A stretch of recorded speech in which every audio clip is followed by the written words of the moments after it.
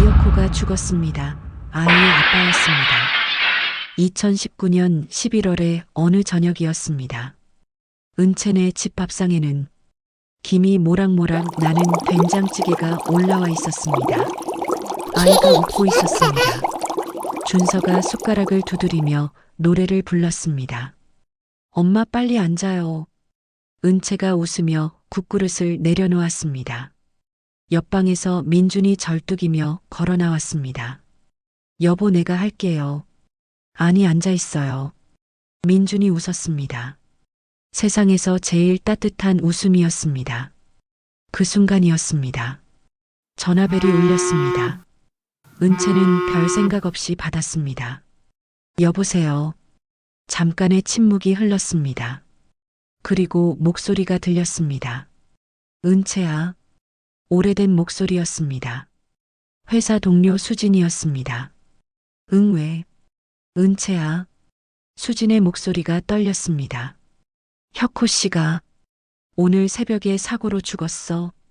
은채의 손에서 수저가 떨어졌습니다. 준서가 고개를 들었습니다. 엄마. 은채는 대답하지 못했습니다. 아무 말도 나오지 않았습니다. 다리에 힘이 풀렸습니다. 민준이 달려왔습니다. 여보, 왜 그래요? 은채는 고개를 저었습니다. 괜찮아요. 괜찮아요. 그런데 눈물이 흘렀습니다. 왜 우는 거야, 나? 왜 우는 거지, 내가?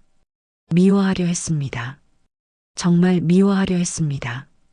그 남자가 자신에게 한 짓을 단 하루도 잊은 적이 없었습니다.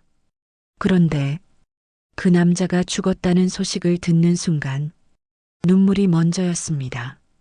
왜인지는 나도 모르겠습니다. 정말 모르겠습니다. 안녕하세요.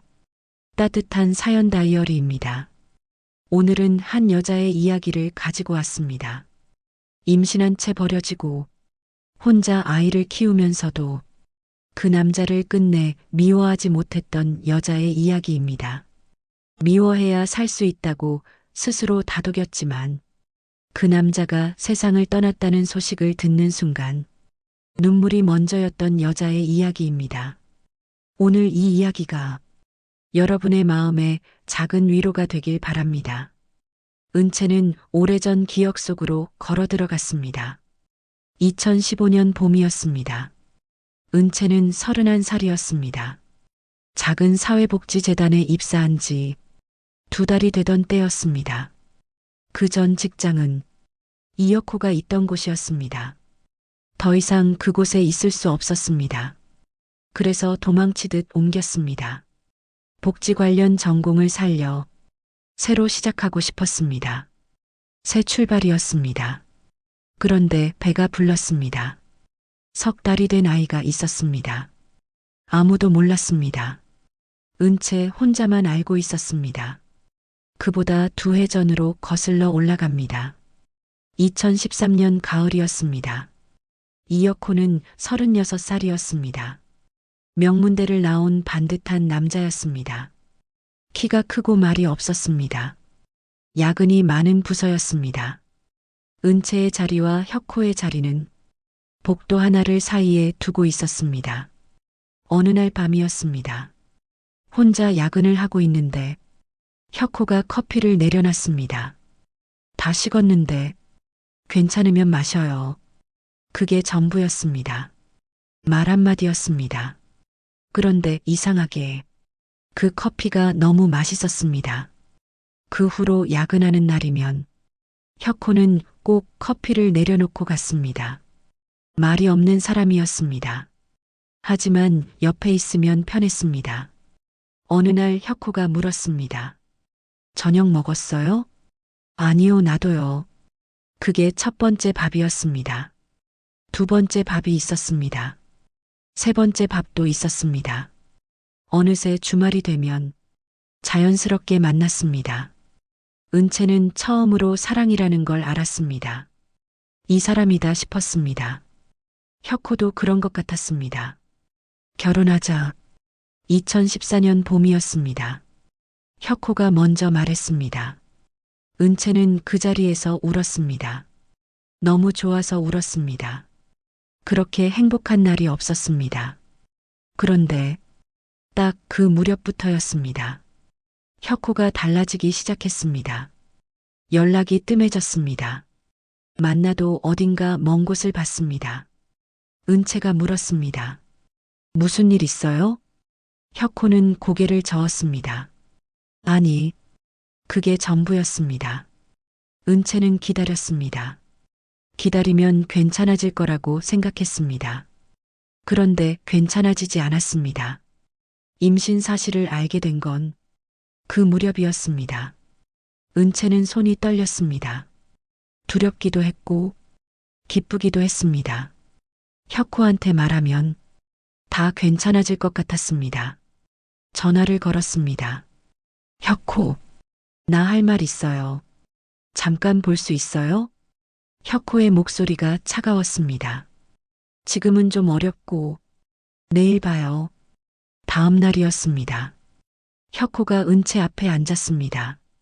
표정이 없었습니다. 우리 그만하자.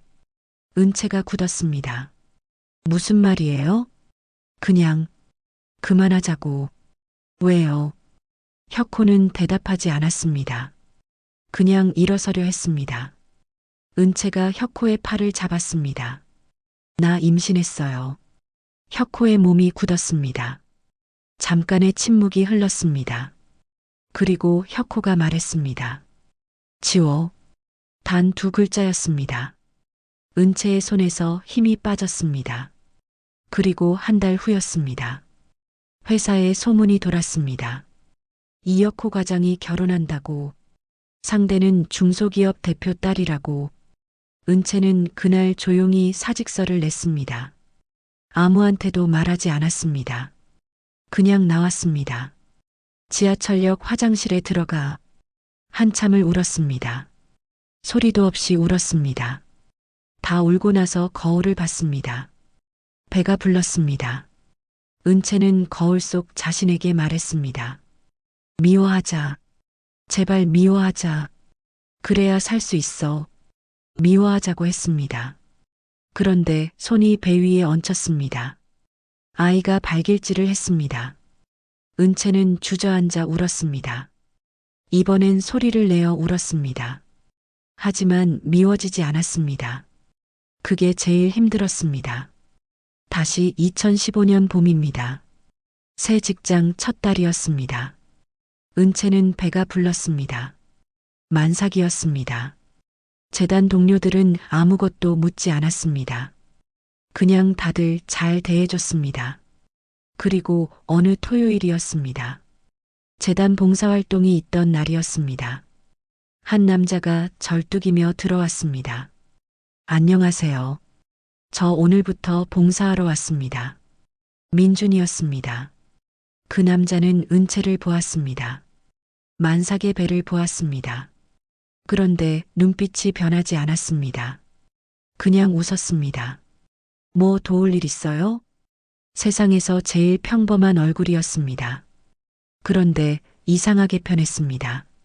처음 만나는 사람인데 이상하게 편했습니다. 아이의 이름은 준서였습니다. 2015년 여름이었습니다. 은채는 31살이었습니다. 혼자였습니다. 아이를 낳던 날, 분만실밖에는 아무도 없었습니다. 간호사가 물었습니다. 보호자 안 오세요? 은채는 웃으며 대답했습니다. 괜찮아요. 혼자도 괜찮아요. 그런데 괜찮지 않았습니다. 진통이 올 때마다 손을 잡아줄 사람이 없었습니다. 그냥 혼자 이를 악물었습니다.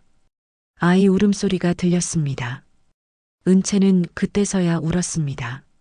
살아있구나. 내 아이가 살아있구나. 준서였습니다. 아들이었습니다. 은채는 아이 얼굴을 보았습니다. 혁호를 닮았습니다. 미워해야 했습니다. 그런데 미워지지 않았습니다. 그냥 예뻤습니다. 세상에서 제일 예뻤습니다. 그날부터 은채의 하루가 시작됐습니다. 아침 6시에 일어났습니다. 준서 분유를 끓였습니다. 재단에 출근했습니다. 어린이집에 준서를 맡겼습니다. 퇴근하고 준서를 데리러 뛰었습니다. 밥을 먹이고 씻기고 재웠습니다. 그리고 혼자 울었습니다. 매일 밤이었습니다. 소리 없이 울었습니다. 준서가 깰까봐. 힘든 날이 없었던 건 아닙니다. 준서가 열이 펄펄 끓던 밤이었습니다. 새벽 2시였습니다. 택시를 잡으러 뛰어나갔습니다. 아이를 안고 병원 응급실 복도에 앉아서 은채는 생각했습니다. 이 세상에 나 혼자구나. 정말 나 혼자구나. 그런데 울 수가 없었습니다. 준서가 보고 있었기 때문입니다. 엄마는 안 힘들어 버틸 수 있어. 준서야 엄마 힘낼게. 눈물을 참았습니다. 억지로 웃었습니다. 그런데 이상하게 웃고 나니 진짜 괜찮아졌습니다. 그렇게 계절이 바뀌었습니다. 준서가 첫 발을 뗐습니다. 준서가 처음으로 엄마라고 불렀습니다. 은채는 그날 퇴근하고 집에 오자마자 한참을 울었습니다. 기뻐서 울었습니다. 처음으로 기뻐서 울었습니다. 그 무렵이었습니다. 민준이 다시 재단에 나타났습니다. 봉사활동을 계속 나왔습니다. 말이 없는 사람이었습니다. 그냥 묵묵히 일했습니다. 무거운 짐을 날랐습니다. 다리를 절면서도 한 번도 힘들다고 하지 않았습니다. 어느 날 은채가 물었습니다. 다리가 많이 불편하세요? 민준이 웃었습니다. 괜찮아요. 익숙해졌어요. 그게 전부였습니다. 그런데 그 웃음이 이상하게 마음에 걸렸습니다. 민준은 이상한 사람이었습니다. 어느 날은 준서를 어린이집에서 데리고 온 적이 있었습니다. 은채가 갑자기 야근을 하게 됐을 때였습니다. 재단 원장님이 부탁을 했고 민준이 흔쾌히 나섰습니다. 은채가 달려왔을 때 민준은 준서와 바닥에 앉아 블록을 쌓고 있었습니다. 준서가 까르르 웃고 있었습니다. 은채는 그 장면을 보고 한동안 서 있었습니다. 저 남자는 도대체 어떤 사람일까? 그날 저녁이었습니다. 민준이 은채에게 물었습니다. 밥은 먹었어요? 아직요. 나도요. 그게 첫 번째 밥이었습니다. 어디선가 들어본 것 같은 말이었습니다. 그런데 이번엔 달랐습니다. 준서도 함께였습니다. 셋이서 먹는 밥이었습니다. 준서가 민준 무릎에 올라갔습니다. 민준은 당연하다는 듯 준서를 안았습니다. 은채는 밥을 먹다가 눈물이 날 뻔했습니다. 꾹 참았습니다. 민준의 이야기를 들은 건 그로부터 한참 뒤였습니다. 전처가 있었습니다. 3년 전 교통사고로 떠났습니다. 그 사고에서 민준도 다쳤습니다. 한쪽 다리를 다쳤습니다. 그 후로 혼자였습니다. 아이도 없었습니다. 그냥 혼자 살았습니다. 봉사를 시작한 건 집에만 있으면 너무 외로워서였습니다. 은채가 물었습니다. 많이 힘드셨겠어요. 민준이 웃었습니다. 이제는 괜찮아요. 근데 은채 씨는요? 더 힘들었을 것 같은데. 그 말 한마디였습니다. 아무도 그런 말을 해준 적이 없었습니다. 더 힘들었을 것 같다고 처음 들어보는 말이었습니다. 은채는 그날 밤 집에 와서 한참을 생각했습니다. 이 사람이 왜 이렇게 마음에 걸리는 걸까? 돈도 없고 다리도 불편한 사람인데 왜 이렇게 마음이 가는 걸까? 고백은 민준이 먼저 했습니다. 2017년 봄이었습니다. 은채 씨, 나랑 밥 먹을래요? 그냥 밥 말고 우리 밥으로요. 은채가 웃었습니다. 그게 무슨 말이에요? 민준이 머리를 극적였습니다. 저도 잘 모르겠어요. 그냥 은채 씨랑 평생 밥 먹고 싶어요. 준서도 같이요. 은채는 한참을 생각했습니다. 이 남자는 혁호와 너무 달랐습니다. 스펙도 없었습니다. 돈도 없었습니다. 다리도 불편했습니다. 그런데 이상하게 무섭지 않았습니다. 처음으로 무섭지 않았습니다. 2017년 가을이었습니다. 은채와 민주는 작은 예식장에서 결혼했습니다. 화려하지 않았습니다. 하객도 많지 않았습니다. 그런데 준서가 꽃을 들고 앞에서 걸었습니다. 3살짜리 아이가 꽃을 흘리면서 뒤뚱뒤뚱 걸었습니다. 하객들이 웃었습니다. 은채도 웃었습니다. 민준도 웃었습니다. 그렇게 셋이 가족이 됐습니다. 결혼하고 나서 민주는 딱 한 번 준서에게 말했습니다. 준서야, 아빠라고 부르기 싫으면 안 불러도 돼. 근데 아빠 준서 많이 좋아해. 준서가 한참을 생각하더니 말했습니다. 아빠. 민준의 눈에 눈물이 고였습니다. 은채도 눈물이 났습니다. 그냥 아빠. 그 2글자가 그렇게 클 줄 몰랐습니다. 그 남자가 죽기 전까지 은채는 행복했습니다. 정말 행복했습니다. 한편 그 남자는 결혼을 했습니다. 2014년 가을이었습니다. 이혁호는 37살이었습니다. 예식장은 크고 화려했습니다. 하객이 300명이 넘었습니다. 신부는 지수였습니다. 40살이었습니다. 중소기업 대표의 외동딸이었습니다. 누가 봐도 잘 어울리는 한 쌍이었습니다. 그런데 혁호의 눈빛이 이상했습니다. 행복한 사람의 눈빛이 아니었습니다. 혁호가 지수를 처음 만난 건 1년 전이었습니다. 지인 소개로 만난 자리였습니다. 지수는 첫눈에 혁호에게 빠졌습니다. SKY 출신의 반듯한 외모에 말수가 적고 듬직한 남자. 지수의 눈에는 완벽해 보였습니다. 지수가 먼저 연락을 했습니다. 지수가 먼저 만나자고 했습니다. 지수가 먼저 좋아한다고 했습니다. 혁호는 수첩을 꺼냈습니다. 지수 아버지 회사 규모, 상속 예정 자산, 숫자를 적고 또 적었습니다. 한참을 들여다봤습니다. 그리고 수첩을 덮었습니다. 그 무렵 은채가 있었습니다. 은채를 버린 것도 그 무렵이었습니다. 임신한 은채에게 지워 단 2글자를 던지고 돌아서던 날 혁호는 집에 와서 오래 앉아 있었습니다. 가슴 한켠이 무너지는 것 같았습니다. 그런데 멈추지 않았습니다. 멈출 수가 없었습니다. 결혼 후 첫 해는 괜찮았습니다. 지수는 혁호에게 잘해줬습니다. 혁호도 노력했습니다. 그런데 2번째 해부터 삐걱거리기 시작했습니다. 지수는 성격이 강한 여자였습니다. 마음에 안 들면 바로 말했습니다. 늦게 들어오면 현관에서부터 시작됐습니다. 혁호는 점점 집에 들어가기 싫어졌습니다. 지수는 더 크게 화를 냈습니다. 혁호는 더 늦게 들어갔습니다. 악순환이었습니다. 그러던 어느 날이었습니다. 혁호는 술자리에서 오래된 번호를 꺼냈습니다. 은채 번호였습니다. 한참을 들여다봤습니다. 하지만 전화를 하지 못했습니다. 그날 밤 혁호는 혼자 술을 더 마셨습니다. 지수도 힘들었습니다. 결혼을 원했던 건 지수였습니다. 사랑했던 건 지수였습니다. 그런데 혁호는 처음부터 거기 없었습니다.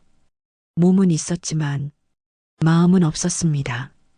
결혼 3년째 되던 해 지수도 지쳐버렸습니다. 지수가 다른 사람을 만나기 시작한 건 그 무렵이었습니다. 혁호가 주지 않는 것들을 그 사람이 줬습니다. 2019년 11월의 어느 밤이었습니다. 혁호는 거래처 술자리를 마쳤습니다. 많이 마셨습니다. 대리기사를 불러야 했습니다. 그런데 전화를 하지 않았습니다. 그냥 운전대를 잡았습니다. 아무래도 상관없다는 생각이었습니다. 도로로 나섰습니다. 신호등이 흐릿하게 보였습니다. 차선이 흔들렸습니다. 그리고 굉음이 들렸습니다. 혁호의 차는 맞은편에서 오던 차를 들이받았습니다. 지수를 발해주고 돌아가던 김성우의 차였습니다. 두 차는 충돌 후 도로 밖으로 밀려났습니다. 혁호의 차는 가로수를 들이받고 나서야 멈췄습니다. 에어백이 터졌습니다. 그리고 아무것도 기억나지 않았습니다. 병원에서 의식이 돌아온 건 사흘 후였습니다. 눈은 떠지지 않았습니다. 손가락도 움직이지 않았습니다. 몸의 어느 것도 마음대로 되지 않았습니다. 그런데 소리는 들렸습니다. 모든 소리가 들렸습니다. 식물인간이었습니다. 의식은 살아있지만 몸이 없는 사람이었습니다. 지수의 목소리가 들렸습니다. 의사 선생님, 언제 깨어날 수 있나요? 의사가 대답했습니다. 장담하기 어렵습니다. 길어질 수도 있습니다. 긴 침묵이 흘렀습니다. 그리고 지수가 말했습니다. 알겠습니다. 그 목소리가 이상하게 차가웠습니다. 며칠이 지났습니다. 조용한 발소리가 들렸습니다. 누군가 혁호 곁에 앉았습니다. 오래 앉아 있었습니다. 아무 말도 하지 않았습니다. 그러다 아주 작은 목소리로 말했습니다. 혁호 씨, 저 수진이에요. 은채랑 같이 다녔던 수진이요. 혁호는 그 목소리를 알았습니다. 수진이었습니다. 수진이 천천히 말을 이었습니다. 의식이 있는지 모르겠지만 그래도 당신은 알고 있어야 할 것 같아서요.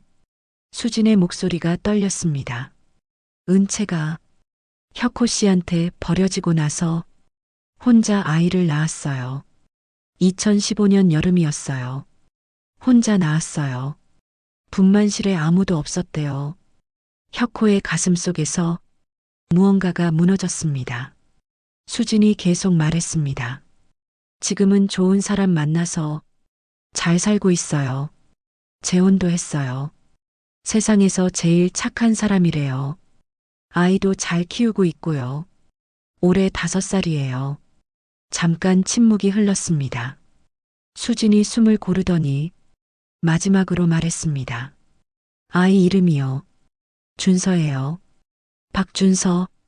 혁호는 그 이름을 알았습니다. 너무 잘 알았습니다.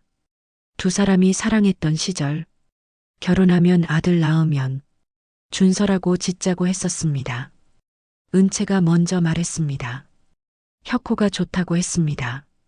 그 이름이었습니다. 그 이름 그대로였습니다. 수진이 일어서며 말했습니다. 은채는 당신을 미워하지 않는데요. 그래서 더 힘들다고, 그래서 더 운다고. 수진이 나갔습니다. 병실이 조용해졌습니다. 심장 박동기 숫자가 흔들렸습니다. 혁호는 움직이지 못하는 몸으로 천장을 향해 누워 있었습니다. 눈물이 흘렀습니다. 흘러도 닦을 수가 없었습니다. 그냥 흘렀습니다. 준서, 그 이름을 은채는 혼자 지키고 있었습니다. 혁호가 버린 그 이름을 은채는 끝까지 지켰습니다. 나는 도대체 무슨 짓을 한 걸까? 지수는 혼자였습니다. 혁호가 병원에 실려간 날, 지수는 응급실 복도에서 밤을 새웠습니다. 식물인간 판정을 받던 날, 지수는 의사 앞에서 울지 않았습니다. 그냥 알겠다고 했습니다. 집으로 돌아왔습니다. 현관문을 닫고 나서야 주저앉았습니다.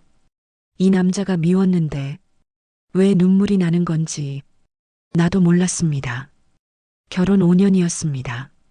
싸우고 또 싸우고 잔소리하고 또 잔소리했지만 그래도 이 남자가 없는 집은 너무 조용했습니다. 너무 낯설었습니다. 며칠이 지났습니다. 지수는 혁호 서재를 정리하기 시작했습니다. 책상 서랍을 열었습니다. 서류들이 가득했습니다. 계약서, 명함, 영수증, 그리고 낡은 수첩 하나가 나왔습니다. 별 생각 없이 펼쳤습니다. 그런데 손이 멈췄습니다. 빼곡하게 적힌 숫자들이었습니다. 지수 아버지 회사 연매출, 부동산 자산 규모, 예상 상속액, 지수 외동딸 상속 비율, 날짜가 있었습니다. 두 사람이 처음 만나기 한 달 전이었습니다. 수첩을 덮었습니다. 다시 펼쳤습니다. 다시 덮었습니다. 머리가 하얘졌습니다. 이게 뭔지 알고 있었습니다. 알면서도 인정하고 싶지 않았습니다. 처음부터였구나. 처음부터 나는 숫자였구나. 가슴이 내려앉았습니다. 나는 뭐였을까? 이 남자한테 나는 도대체 뭐였을까? 그 무렵이었습니다. 혁호 사고가 난 날 밤으로 거슬러 올라가야 합니다. 그날 밤 지수는 김성우와 있었습니다. 늦은 시간까지 함께였습니다. 김성우는 지수를 집 앞에 내려줬습니다. 지수는 집으로 들어갔습니다. 김성우는 혼자 차를 몰았습니다. 그 시각 혁호도 도로 위에 있었습니다. 거래처 술자리를 마치고 대리기사 대신 운전대를 직접 잡았습니다. 아무래도 상관없다는 생각이었습니다. 신호등이 흐릿하게 보였습니다. 차선이 흔들렸습니다. 그리고 두 차가 같은 도로에 있었습니다. 김성우 차가 혁호 차를 들이받았습니다. 굉음이었습니다. 혁호 차가 가로수를 들이받으며 멈췄습니다. 김성우는 공황 상태였습니다. 손이 떨렸습니다. 차에서 내려 상황을 봤습니다. 그리고 지수한테 전화를 했습니다. 목소리가 갈라졌습니다. 나 사고 났어. 사람이 다쳤어. 어떻게? 지수의 심장이 멎었습니다. 하지만 머리는 차가웠습니다. 무섭고 떨렸지만 119부터 불러야 했습니다. 그것만 생각했습니다. 지수는 119에 신고했습니다. 사고 장소를 불렀습니다. 전화를 끊었습니다. 김성우한테 다시 전화했습니다. 거기 있어. 제발 거기 있어. 그런데 김성우는 이미 없었습니다. 피해자만 남겨두고 그냥 도망쳤습니다. 구급대원들이 도착했습니다. 혁호가 실려 나왔습니다. 지수는 그제야 알았습니다. 그 차 안에 있던 사람이 혁호였다는 것을. 다리에 힘이 풀렸습니다.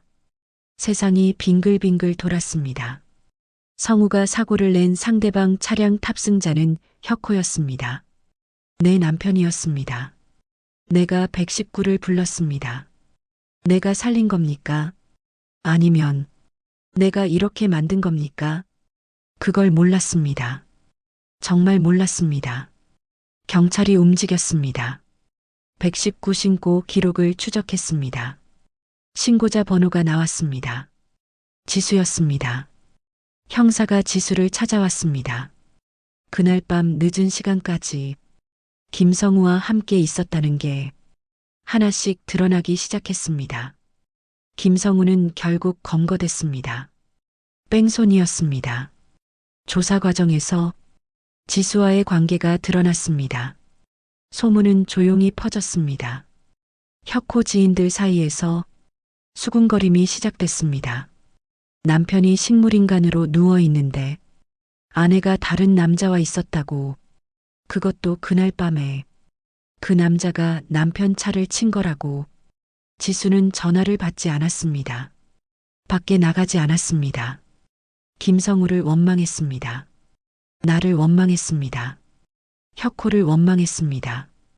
그런데 결국 다 내 잘못 같았습니다.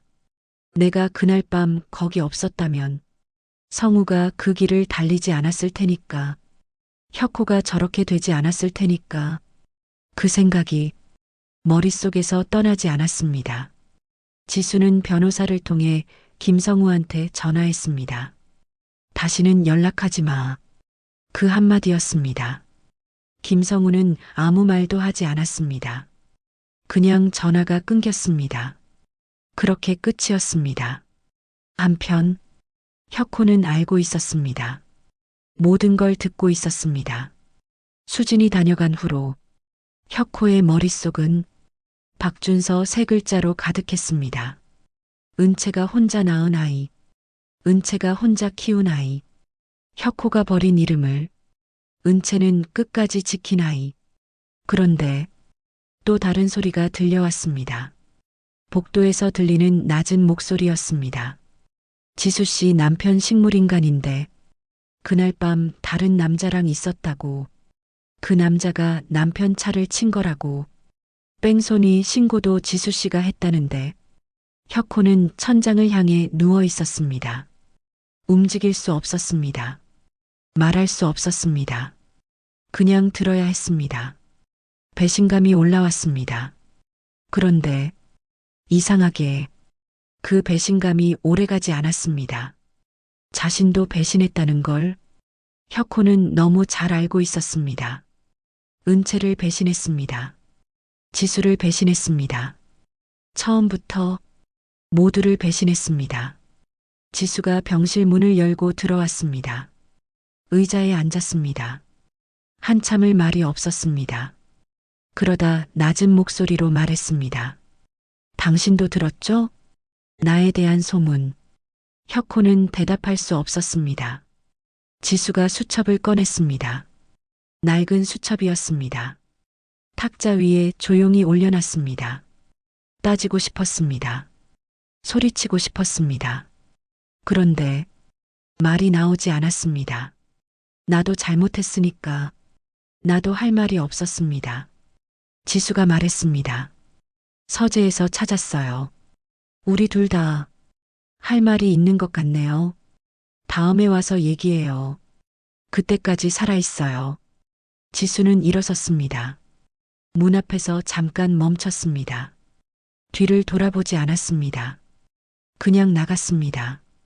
말하려다 못한 말이 복도에 흩어졌습니다.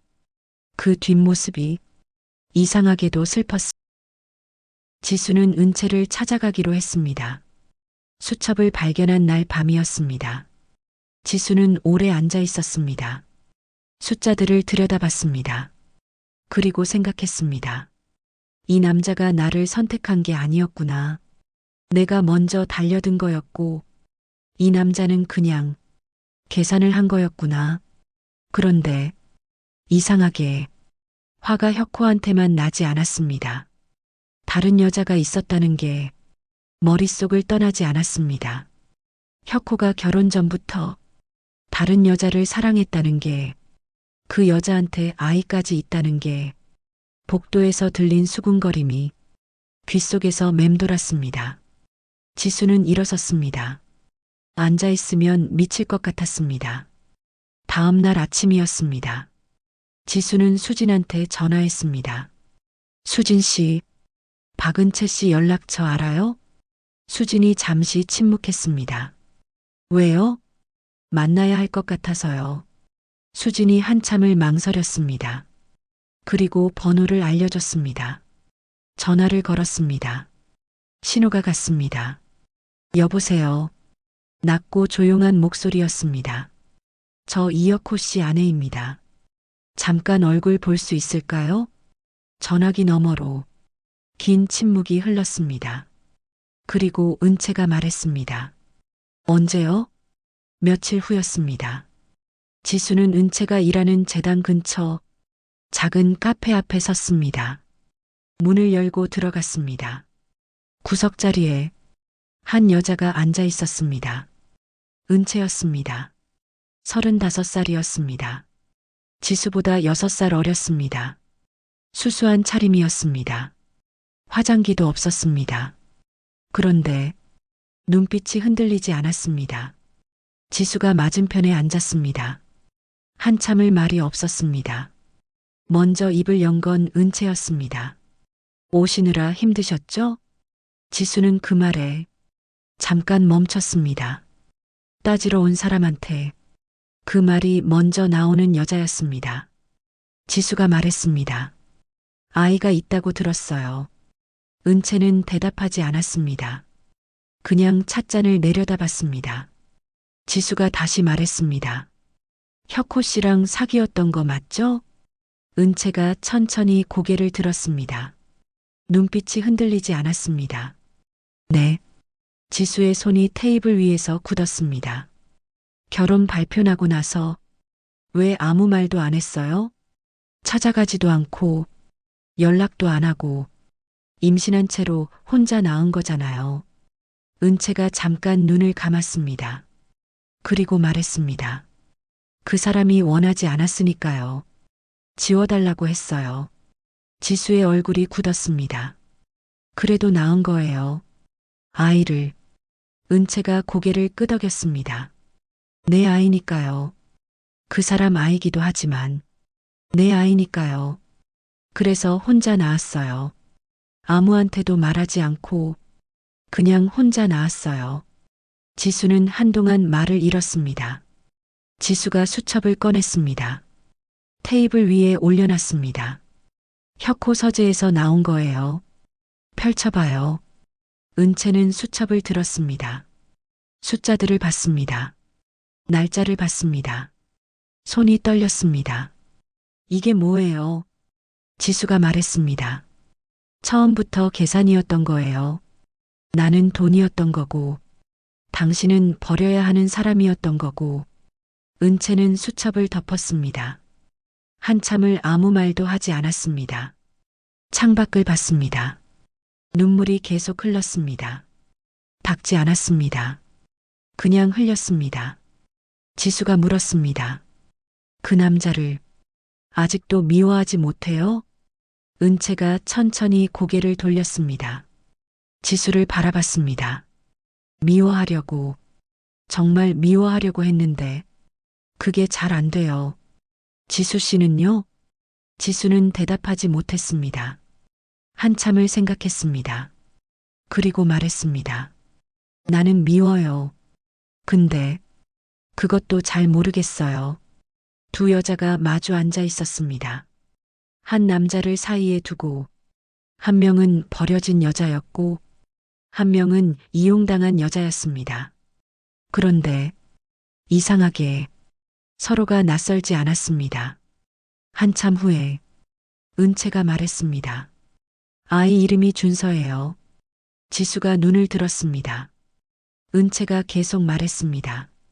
그 사람이랑 사귈 때 나중에 결혼하면 아들 낳으면 준서라고 짓자고 했었어요. 그 사람이 좋다고 했거든요. 그래서 그냥 그 이름 그대로 지었어요. 지수는 한동안 말이 없었습니다. 그 이름을 지켜준 거네요. 은채가 작게 웃었습니다.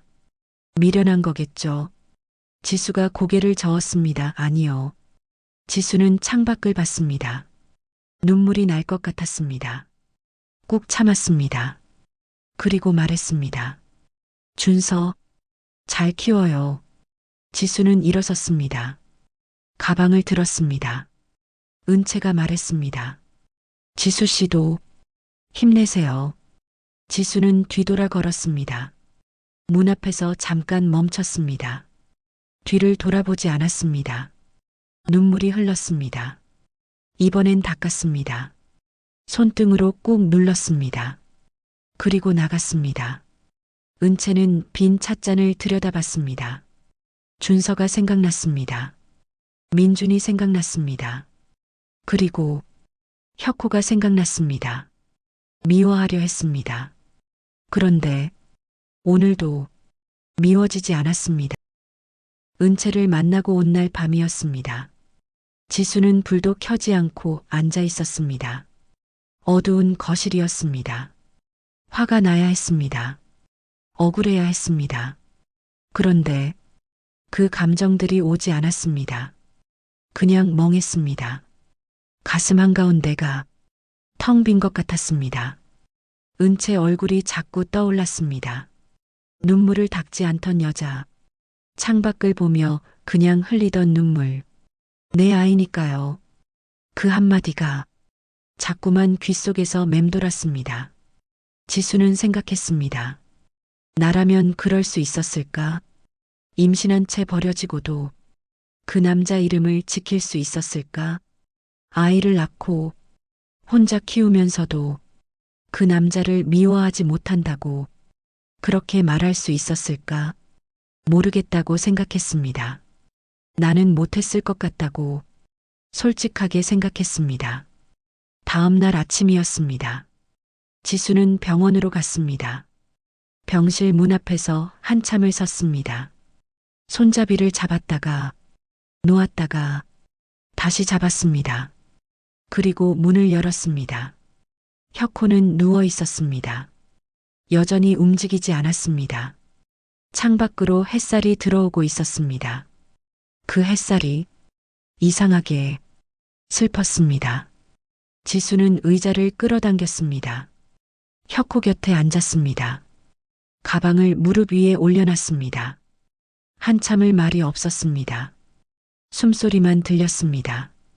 혁호의 것인지 자신의 것인지 몰랐습니다. 그러다 천천히 입을 열었습니다. 은채 씨 만났어요. 병실이 더 조용해졌습니다. 만나보니까 참 이상한 여자더라고요. 내가 찾아갔는데 오히려 나한테 오시느라 힘드셨죠 하고 그 말이 먼저 나오는 여자예요. 나는 따지러 갔는데 그 여자는 나를 걱정했어요. 어떻게 그런 여자가 있어요? 지수의 목소리가 살짝 떨렸습니다. 단단한 여자였어요. 화가 나 있지도 않았어요. 그냥 아주 오래전부터 혼자 다 삭혀온 사람 같았어요. 당신이 버린 사람이 그렇게 살고 있었어요. 재단에서 일하면서 아이 키우면서 좋은 사람 만나서 그렇게 살고 있었어요. 혁호의 가슴 안에서 무언가가 무너져 내렸습니다. 움직일 수가 없었습니다. 그냥 들어야 했습니다. 지수가 말했습니다. 아이 이름이 준서래요. 당신도 알죠? 당신들이 함께 지은 이름. 그거 알고 있었어요? 그 여자가 그 이름을 그대로 지었대요. 버려지고 나서도, 혼자 낳고 나서도 그 이름 그대로 지었대요. 지수가 잠깐 말을 멈췄습니다. 창밖을 봤습니다. 목이 메인 것 같았습니다. 한참 후에 다시 말했습니다. 참 미련하죠? 근데 나는 그게 미련해 보이지 않았어요. 오히려 그게 제일 무서웠어요. 그 여자가 당신을 아직도 미워하지 못한다는 게. 혁호의 눈에서 눈물이 흘렀습니다. 볼을 타고 천천히 흘렀습니다. 닦을 수가 없었습니다. 그냥 흘렸습니다.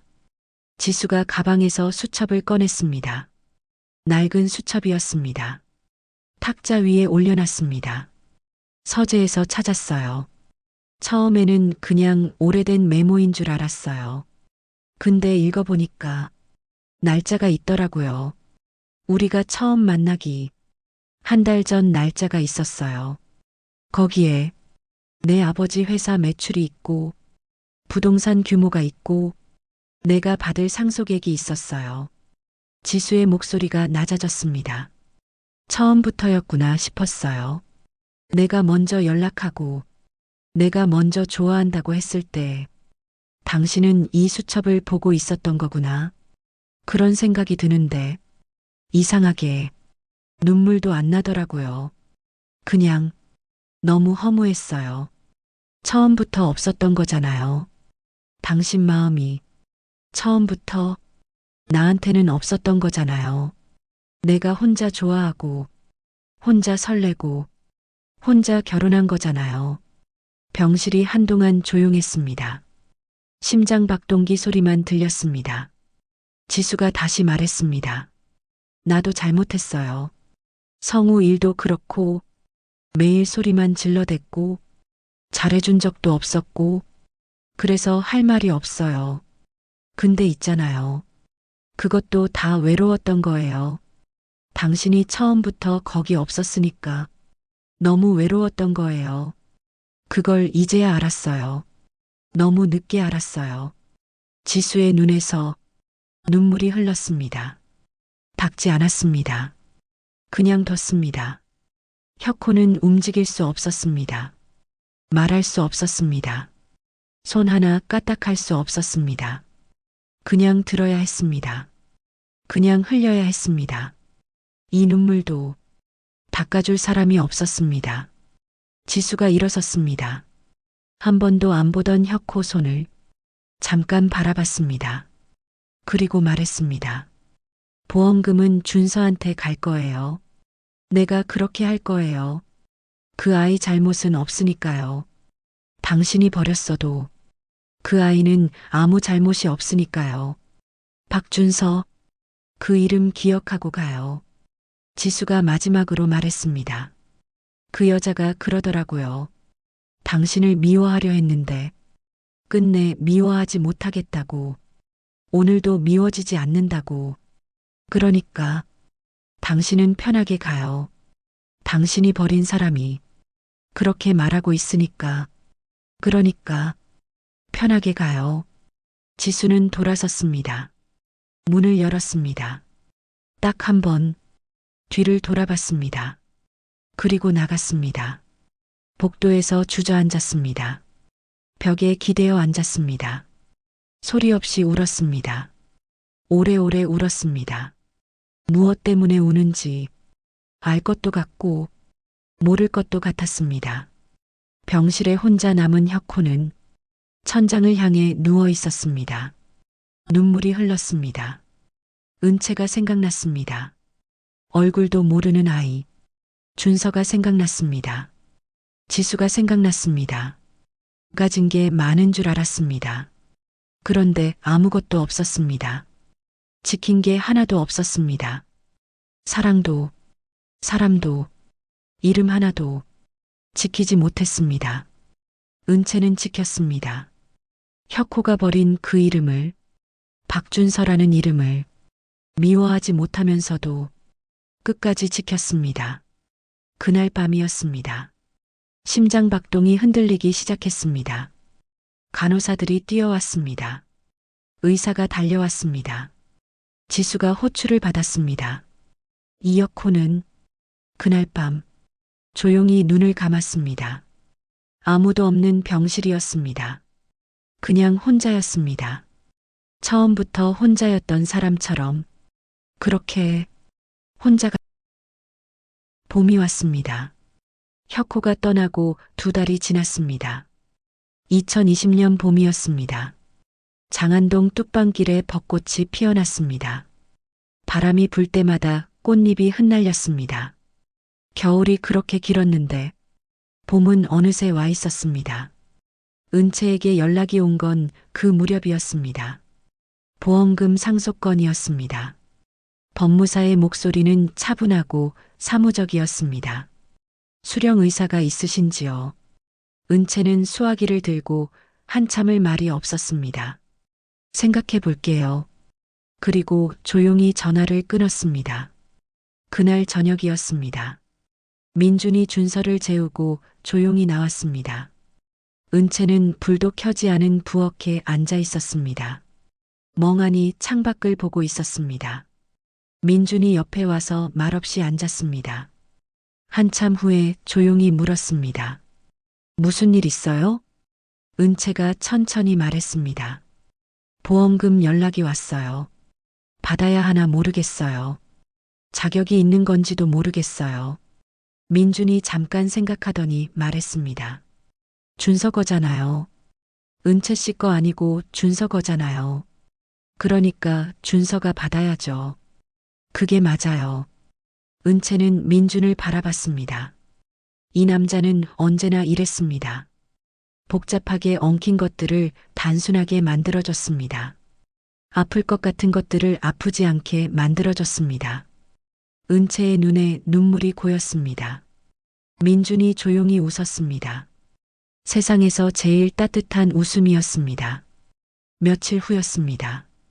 은채 앞으로 문자 한 통이 도착했습니다. 지수였습니다.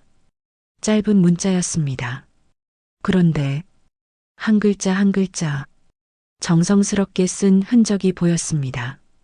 오래 앉아서 여러 번 지웠다가 다시 썼을 것 같은 문자였습니다. 은채 씨, 잘 지내고 있죠? 준서 잘 키워요.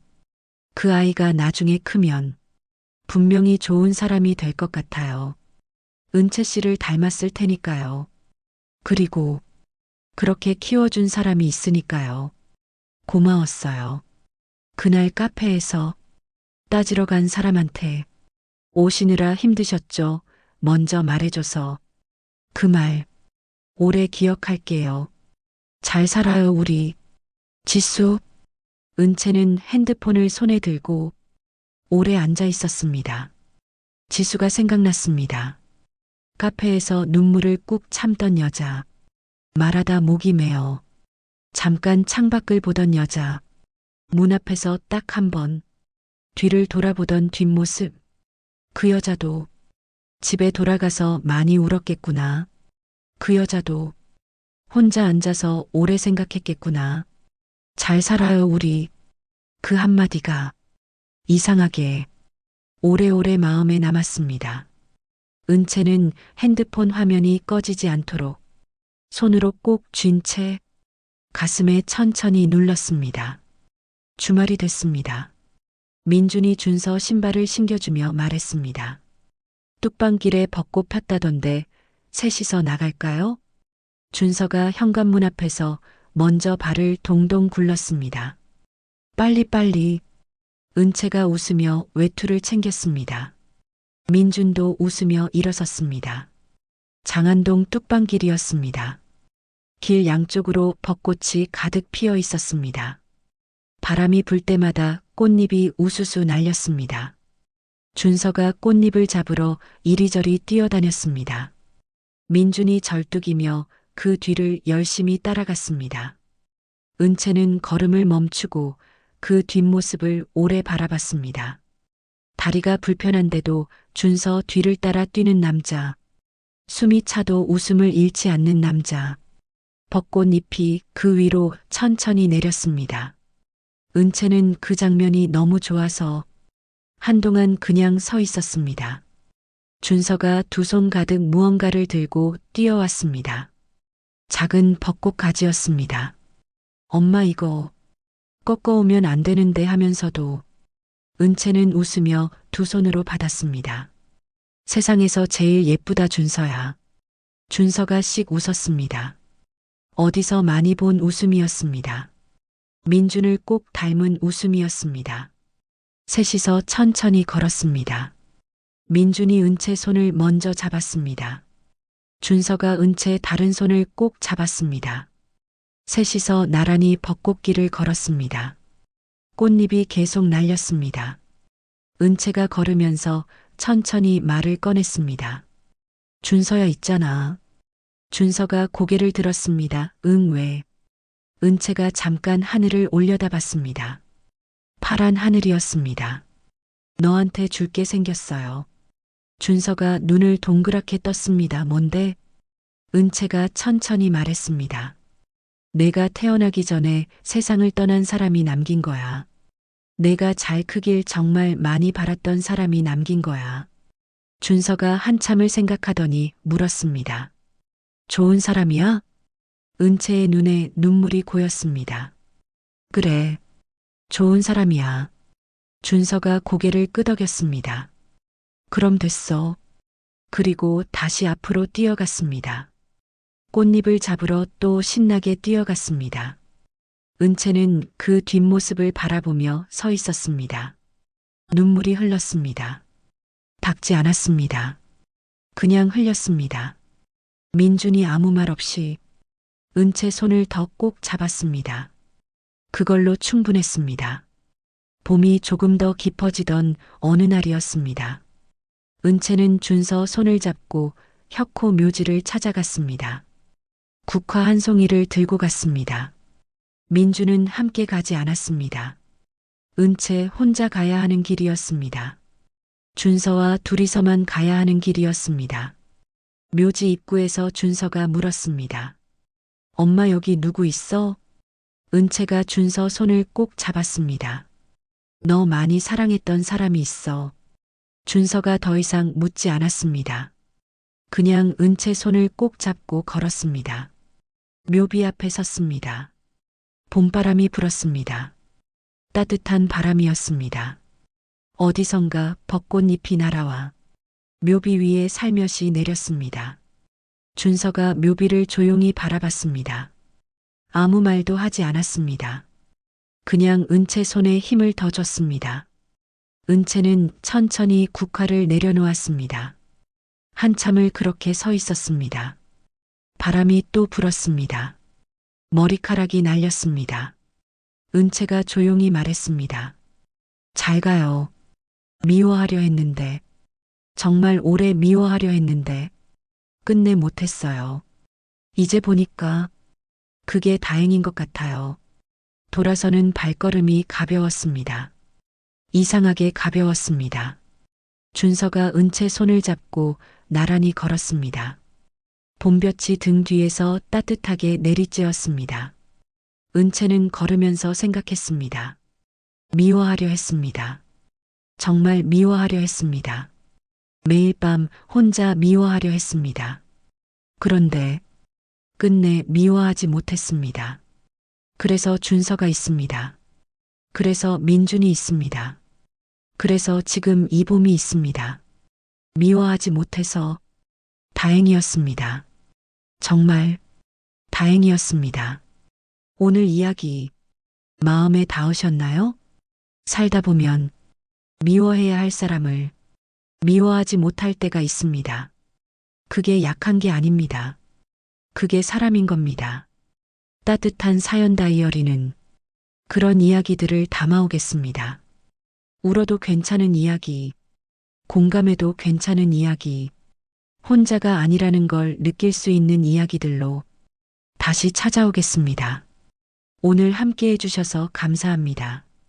구독과 좋아요, 그리고 알림 설정은 다음 이야기를 기다리는 가장 따뜻한 방법입니다.